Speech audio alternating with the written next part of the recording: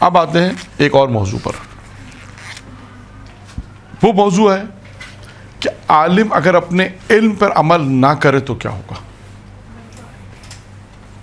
وہ آپ نے ایک چھوٹے سے جملے میں کہہ دیا.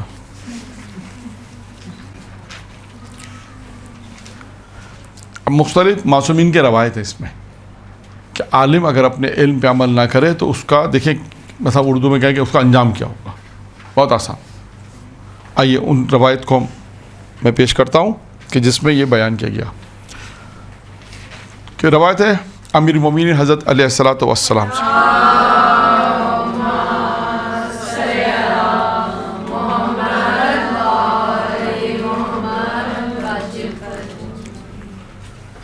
فرمایا قیامت کے دن سخت حسرت اور پشیمانی کا شکار ہوگا وہ شخص. پہلا نقصان قیامت کے دن سخت حسرت اور پشیمانی کا شکار ہوگا. کون شخص؟ جو کسی بندے کو اللہ کی طرف بلائے اور وہ اس کی بات مان لے اور اللہ کی اطاعت کرنے لگے، بس اللہ تعالیٰ اسے جنت میں بھیج دے گا. یعنی اگر کسی کو آپ نے دعوت دی، کسی عالم نے کسی کو دعوت دی کہ اللہ کی اطاعت کرو، تو اللہ اس اطاعت کی وجہ سے اسے جنت میں پہنچائے گا. فرمایا اور جب وہ دعوت دینے والا اپنے دعوت دینے والا جس نے دعوت دی ہوگی اس کو جہنم میں بھیجے گا، اس لیے کہ اس نے اپنے علم کو چھوڑ کر خواہشات نفسانی کی پیروی کی. دیکھا آپ نے نتیجہ کیا نکلا؟ ایک شخص جس نے تبلیغ کی، دین کی طرف دعوت دی کہ اسلام لے کر آؤ، عمل کرو، نماز پڑھو، روزہ رکھو، خواہشات نفسانی کی پیروی نہ کرو. اس تیسرے شخص نے عمل کیا تو کیا کہا معصوم نے کہ اس شخص کو تو جنت میں جائے گا، لیکن یہ شخص جس نے دعوت دی وہ جہنم میں کیوں جائے گا؟ خواہشات نفسانی کی پیروی کی. ایک قیامت میں حسرت ہوگی ایسے شخص کے لیے، حسرت ہوگی. اور بھی ان کے انجام مختلف انجام ہیں روایتوں میں. کچھ بہشتی لوگ جہنمیوں کو جھانک کر کہیں گے، کچھ بہشتی لوگ جو جنت میں رہنے والے جہنم میں رہنے والوں کو جھانک کر کہیں گے تمہیں جہنم میں کون سی چیز لے کر آئی؟ تم جو جہنم میں آئے کون سی چیز تم جہنم میں لے کر آئی؟ حالانکہ ہم آپ لوگوں کی تعلیم و تربیت کے طفیل بیچ میں پہنچے ہیں. ہم جو جنت میں پہنچے کس کی وجہ سے پہنچے ہیں؟ تمہاری تربیت کی، تمہاری تعلیم و تربیت کی وجہ سے. تم نے کہا نماز پڑھو، روزہ رکھو، حج کرو، زکوٰۃ دو، تربیت کی، اچھی اچھی باتیں کی. ہم تمہاری وجہ سے تو جنت میں آ گئے. پھر فرمایا اور وہ کہیں گے ہم نیکی اور اچھائی کی تبلیغ تو کرتے تھے لیکن خود اس پر عمل نہیں کرتے تھے. تو یہ انجام ہے جہنم میں پہنچنے والوں کا. ایک گروہ وہ ہوگا کہ جو جنہوں نے دوسروں کو تو دعوت دی ہوگی، کہا ہوگا عمل، اور خود عمل نہیں کیا ہوگا. دو روایتیں ہو گئی. نمبر 3، جو شخص علم حاصل کرے اور اس پر عمل نہ کرے تو اللہ اسے اندھا بنا کر محشر میں اٹھا فرمائے گا. اندھا بنا کر اسے محشر میں آئے گا. 3، چوتھی روایت. اب دیکھیے چوتھی روایت ہے شب معراج، پیغمبر کی روایت ہے. پیغمبر فرماتے ہیں شب معراج میرا گزر ایک ایسی جگہ سے ہوا، معراج جہاں پیغمبر اسلام نے مختلف لوگوں کے عذاب دیکھے تھے نا. معراج کی جو روایتیں مختلف لوگوں کو جو عذاب دیکھا تھا، پیغمبر نے فرمایا کہ ایسے لوگوں کے پاس سے گزرا کہ جن کے ہونٹ آگ کی کینچیوں سے کاٹے جا رہے تھے. ان کے ہونٹ جو ہیں وہ آگ کی کینچیوں سے کاٹے جا رہے تھے. پوچھا جبرائیل سے یہ کون لوگ ہیں؟ انہوں نے کہا کہ یہ آپ کی امت کے وہ افراد ہیں، یعنی ترجمان ہونے کا مقرر ہیں، خطیب ہیں کہ جو ایسی باتیں کہتے تھے جن پہ وہ خود عمل نہیں کرتے. یہ ایسے خطبہ ہیں، ایسے افراد ہیں کہ جو ممبر پہ تو آتے تھے، باتیں بہت اچھی کرتے تھے، عمل کی بات کرتے لیکن خود عمل نہیں کرتے تھے. کتنی روایتیں ہو گئی؟ 4. اور انجام بھی الگ الگ ہے سب. ایک میں کہا اندھا بنا کر خدا محشور کرے گا. ایک میں جنتی جو جہنمیوں سے گفتگو کریں گے، جنتی جہنمی سے پوچھیں گے بھائی تم یہاں آئے ہو، ہم تو تمہاری وجہ سے جنت میں گئے.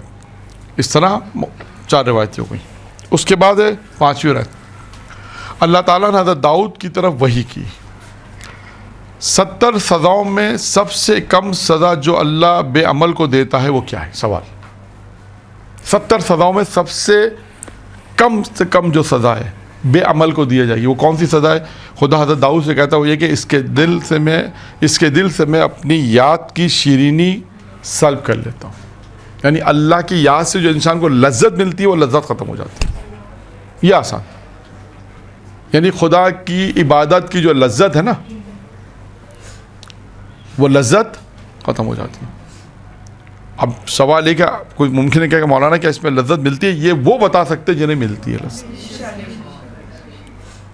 پہلے بھی واقعہ میں نے سنا چکا اس پہ واقعہ کہ کس طرح انسان کو یہ لذت انسان سے چلی جاتی ہے اور کس طرح یہ لذت انسان میں آتی ہے.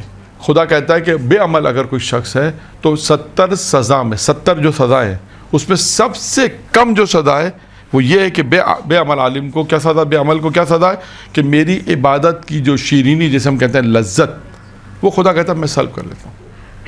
اب سوال یہ کہ انسان کوشش کرے کہ ان عبادت کی جو لذت اسے حاصل کرے گا تو اسے احساس ہوگا کہ ہاں کوئی چیز لذت ہے. نماز پڑھنے میں، روزہ رکھنے میں، بعض اوقات دیکھیں انسان کو کسی کی دوسرے کی مدد کرنے میں بعض اوقات انسان کو ایک دفعہ کبھی آتا ہے قلب لطف آتا ہے کیونکہ انسان ہوتا ہے کاش اللہ اور دیتا تو میں اس کی اور مدد کرتا. لیکن کبھی کبھی انسان کو یہ لطف ہوتا ہے اور یہ انسان کو شیرینی محسوس ہوتی ہے، لذت آتی ہے. اسی طرح عبادت میں بھی لذت ہے. ڈپینڈ کرتا ہے کہ انسان یہ لذت کتنی حاصل کر سکتا ہے. یہ پیغمبر کی روایت ہے. کیا ہے؟ پیغمبر فرماتے ہیں اپنے علم کو چھوڑ دینے والے یعنی بے عمل کے عالم کی بدبو سے جہنمی سخت اذیت اٹھائیں گے. یعنی بے عمل عالم جو ہوگا یعنی اسے جہنم میں ڈالا جائے گا. یہ تو سزا ہے ہی کہ اس کی جو بے عمل عالم جو ہوگا اس کی بدبو ایسی ہوگی کہ جہنم میں رہنے والے اس سے اذیت کریں گے. وہ کہیں گے اللہ میاں جہنم میں تو تھے، چلو یہ ایک عذاب تھا، یہ کون سا تو نے بڑا عذاب ہم پہ دے دیا. یعنی اس سے اندازہ کریں کہ اگر کوئی شخص اپنے علم پر تبھی کہا جاتا ہے علم حاصل کرو لیکن اتنا جتنا عمل، علم حاصل کرو لیکن عمل بھی ساتھ ساتھ ہونا چاہیے. یہ نہیں کہ انسان علم تو بہت حاصل کیا، بہت زیادہ درس و تدریس ہے، بہت زیادہ ہے لیکن عمل میں نہیں ہے. اب اس کی بہت سی مثالیں معاشرے میں ہیں، آپ کی زندگی میں بھی ہے، خاندان میں بھی ہے، سماج میں بھی ہے، رشتہ داروں میں بھی ہے، ہر جگہ پہ آپ دیکھیے گا کہ علم تو حاصل کر رہے ہیں لیکن اس کا عملی طور پہ پریکٹیکل میں زیرو ہے. ہمیشہ میری کوشش یہ ہوتی ہے کہ پہلے بھی بیان کیا ہے کہ پریکٹیکل پہ زیادہ توجہ دی جائے. علم تو آپ حاصل کریں لیکن ڈپینڈ کرتا ہے اس کو عمل کتنا کر رہے ہیں. یہ جو معلوم ہو جائے کہ ہاں حرام کیا ہے حلال کیا ہے، اس کے باوجود بھی اگر انسان حرام کی طرف جائے گا تو اسے سزا بھی ملے گی اور یہ بھی ہے کہ وہ جانتا ہے اس کے باوجود یہ کام انجام دے رہا ہے. ایک تو کہے پروردگار ہم کو تو پتہ ہی نہیں تھا کیا، یہاں تو کہے کہ پتہ ہے، جانتے ہیں کہ کیا حلال ہے کیا حرام ہے، اس کے باوجود انسان اس چیزوں کو انجام دے رہا ہے. تو علم کے لیے دیکھیں خاص ہے یہ علم کہ اگر انسان جاننے کے باوجود بھی عمل نہ کرے تو مختلف سزا آ رہی ہے، بھی مختلف سزا آ رہی ہے. ایک سزا کیا آ گئی کہ جہنم میں جب یہ جائیں گے تو جہنمی کہیں گے پروردگارہ ان کی بو سے ہمیں اذیت پہنچ رہی ہے. اس کے بعد ایک اور روایت، 7ویں روایت کیا ہے؟ حضرت علی علیہ السلام فرماتے ہیں ہر صاحب ثروت شخص جو مال کو غریبوں میں نہیں دیتا، خرچ نہیں کرتا، اور ہر عالم جو دین کو دنیا کے بدلے بیچ دیتا ہے. دو کے لیے بات ہے، اس میں دو چیزیں آئیں. ہر وہ شخص جو صاحب دولت ہے، صاحب ثروت ہے، مالدار ہے، جسے فارسی میں کہتے ہیں پولدار ہے، پیسے والا ہے، وہ شخص اگر غریبوں پہ پیسے خرچ نہ کرے اور عالم اپنے علم پر عمل نہ کرے، یا بلکہ عالم اور عالم جو دین کو دنیا کے بدلے بیچ دے، اس کا کیا ہوگا؟ امیر فرماتے ہیں کہ قیامت کے دن جہنم کا ایندھن بنے گا. ہوا ایندھن بنے گا. ایندھن کا کیا کام ہوتا ہے؟ نہیں جلا تو دیتا ہے لیکن ایندھن آگ کو بڑھا دیتا ہے. ہاں ایندھن آگ کو بڑھا دیتا ہے، اسے کہتے ہیں ایندھن. قیامت کی جہنم کا وہ جیسے کہتے ہیں نا پتھر، آپ بٹی کے اندر جو پتھر ڈالتے ہیں مطلب بعض پتھر ہوتے ہیں جو بھٹی میں ڈالے جاتے ہیں جس سے آگ بھڑکتی ہے اندر, تو ایندھن کہتے ہیں اسے. یہ وہ کام انجام دیں گے وہ دو شخص جو غریبوں کو اپنا مال غریبوں پہ خرچ نہ کرے اور عالم اپنی دنیا کے بدلے میں آخرت کو بیچ دے. ان کا یہ حشر ہوگا روزے قیامت میں کہ یہ وہ ہوں گے جسے جہنم کی آگ ایندھن کہلائے گا, یعنی خدا انہیں پھینکے گا تو جہنم کی آگ بھڑکے گی جسے کہہ سکتے ہیں, آگ میں اضافہ ہوگا. آئیے حضرت علی علیہ السلام سے پوچھا گیا کہ ائمہ ہدا اور احمدیوں کے چراغ یعنی ائمہ معصومین کے بعد اللہ کی بہترین مخلوق کون ہے؟ یعنی پوچھا امیر المومنین سے سوال پوچھا جا رہا ہے. کیا سوال پوچھا جا رہا ہے کہ ائمہ ہدا کے بعد ائمہ معصومین کے بعد بہترین مخلوق کون ہے؟ تو حضرت علی نے جواب دیا علماء ہیں اگر صالح ہوں. علماء ہیں اگر صالح ہوں, یعنی عالم وہ یعنی معاشرے میں جو علماء ہیں وہ صالح ہونے چاہیے. صالح یعنی نیک ہونے چاہیے, یعنی خود بھی عمل کریں اور دوسروں کو بھی خود بھی عمل کریں اور دوسروں کو بھی عمل کرنے کی ترغیب دیں. ان باتوں پہ خود بھی عمل کریں اور معاشرے میں اصلاح کرنے والے عالم جو معاشرے میں اصلاح چاہتے ہیں کہ اچھا کام ہو, معاشرہ اچھا ہو, برائیوں سے دور ہو, اچھی گفتگو ہو, تربیت اچھی ہو, بہت ساری چیزیں, لیکن وہ عالم ہو مگر صالح ہونے چاہیے.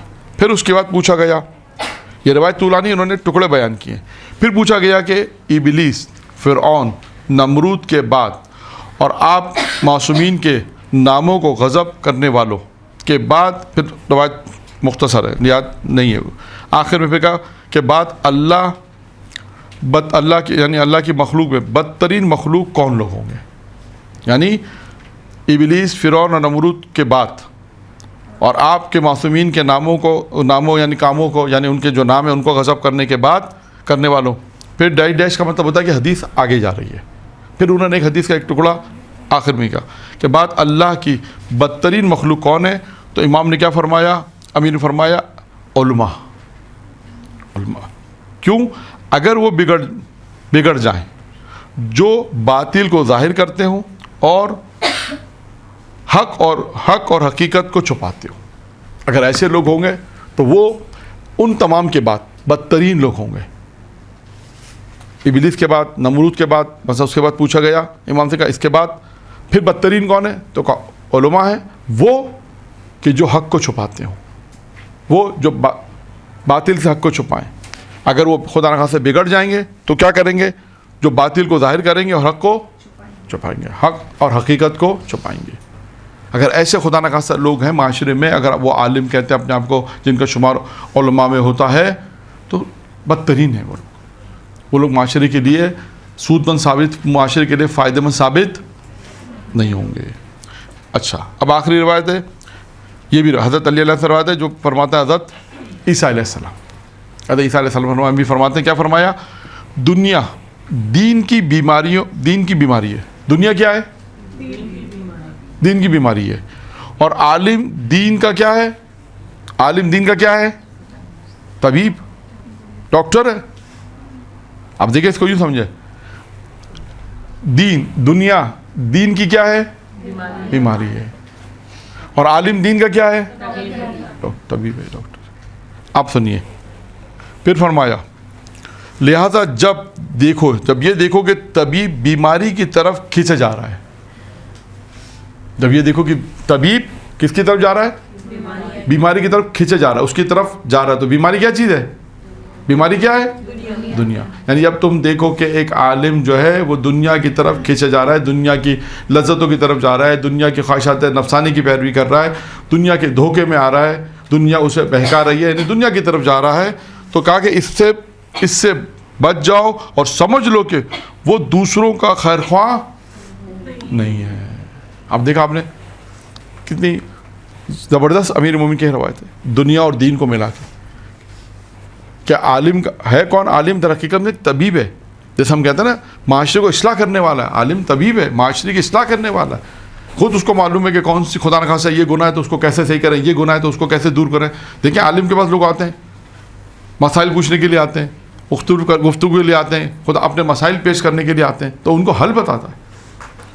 روایتوں کی روشنی میں, قرآن کی آیت کی روشنی میں کہ اچھا آپ یہ آیت پڑھیں, اچھا آپ اس کو پڑھیں, اچھا آپ اس کا عالم کا کام ہے کہ وہ معاشرے کی اصلاح کرے گا. ایسا نہیں کہ خود جو ہے وہ خدا نخواستہ دنیا, کیونکہ ایک بیماری ہے, دنیا ایک بیماری ہے, دنیا دین کی بیماری ہے اور عالم دین کا طبیب ہے. ایسا نہ ہو کہ یہ عالم جو ہے وہ دنیا کی طرف لگ جائے. تو پھر امام نے فرمایا جب یہ دیکھو کہ خدا نخواستہ, یا میرا الفاظ خدا نخواستہ میرا الفاظ, یعنی کہ ہم یہ دیکھیں کہ ایک عالم جو ہے وہ دنیا کی طرف جا رہا ہے, تو امام نے کہا اس سے بچو, کیوں اب یہ دوسروں کے لیے خیر خواہ نہیں ہو سکتا. یہاں پر یہ گفتگو ختم ہو گئی. تو اب ہم نے تقریباً 8 مختلف روایتوں میں جو ہے وہ خلاصہ بھی بیان کیا کہ اگر عالم اپنے علم پہ عمل نہ کرے تو جہنم میں جائے گا, خواہشات نفسانی کی پیروی کی وجہ سے. اس میں ایک بات میں لکھا ہے, پھر اس میں لکھا ہے کہ جہنمی جو ہے وہ جہنمیوں سے پوچھیں گے کہ تم جہنم میں کیوں آئے, پوچھیں گے تو وہ کہیں گے کہ ہم اپنے عمل نہیں کرتے تھے. پھر اس کے بعد اپنے ہونٹوں کو وہ کینچیوں سے کاٹ رہے تھے تو خود عمل نہیں کرتے تھے, یہ بھی ایک ان کا عذاب ہے. اسی طرح دیکھیں اس میں مختلف جگہوں پہ عذاب بیان کیے گئے ہیں کہ اگر عالم جو ہے وہ مختلف چیزوں میں, دنیا کی چیزوں میں پڑ جائے تو. اچھا ایک روایت اور ہے, یہ روایت ہے امام جعفر صادق علیہ الصلوۃ والسلام.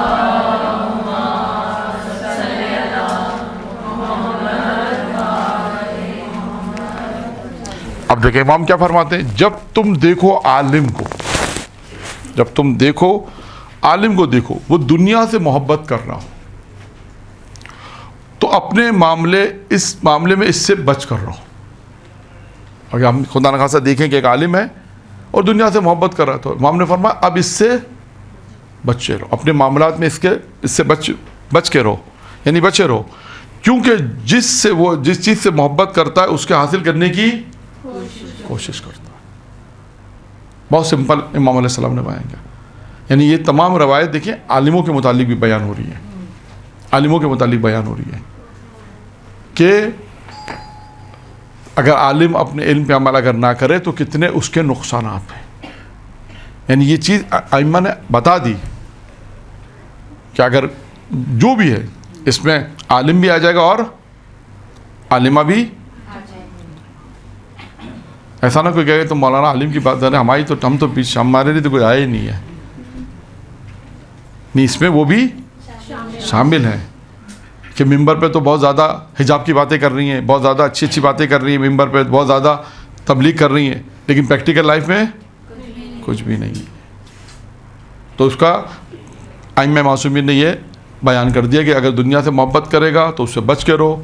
طبیب ہے, وہ طبیب ہے حقیقت میں, لیکن اگر وہ دنیا کی طرف جا رہا ہے تو اپنے معاملات پھر اس سے ڈسکس نہیں کرو, اس سے بچو, کیونکہ جس چیز سے محبت کرتا ہے پھر وہ اس کو حاصل کرنے کا شروع. یہاں تک ہماری گفتگو ختم ہو گئی, جس کا موضوع تھا کہ اگر عالم اپنے علم پہ عمل نہ کرے تو اس کے کیا نتائج ہیں.